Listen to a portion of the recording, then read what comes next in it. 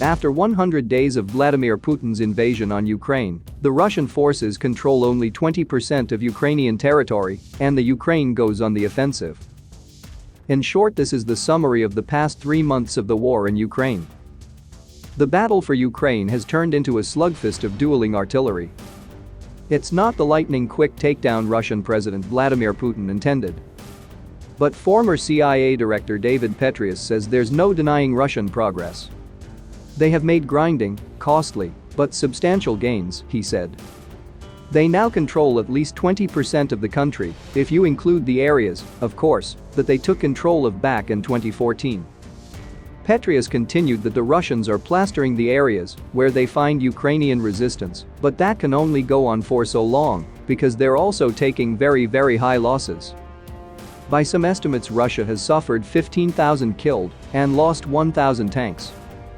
The Ukrainians, too, are suffering losses, 60 to 100 soldiers killed each day. But their equipment is being replenished by the US and other Western countries, 108 howitzers with a range up to 20 miles. 4 rocket systems which can fire salvos out to 40 miles. New equipment is not much use unless the Ukrainians can effectively employ it in combat. The US has sent thousands of Javelin anti-tank missiles to Ukraine, but when American veteran Mark Hayward arrived at the front in March as a volunteer, he found they were useless. They couldn't even turn the things on to tell whether they worked, he said. There were not enough batteries to power them. Because they didn't have batteries, you can't do anything other than put this darn thing in your arms room and wait for, well, if the tanks come after us, we'll pull it out and hope it works, Hayward said.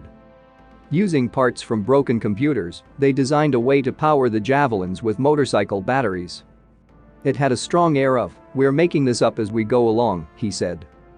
The Javelins came out of storage, and 96 hours later, the Ukrainians recorded their first Russian tank kill. The Ukrainians have now gone on the offensive, both in the south, against the Russian-held city of Kherson, and in the north, outside Kharkiv.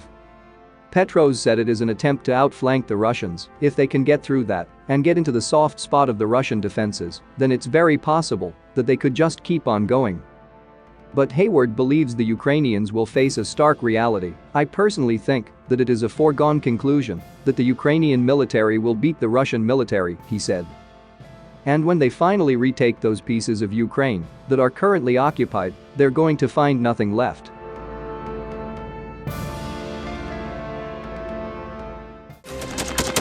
Thanks for watching, and don't forget to subscribe. Also, if you want to support Warthog Defense, please become our member and get early access to new videos, exclusive members-only videos, and become administrator in comment section. The membership link is in the description. Rescues every day. We had a guy last week at 6 rescues in 6 days. He's doing the job every day.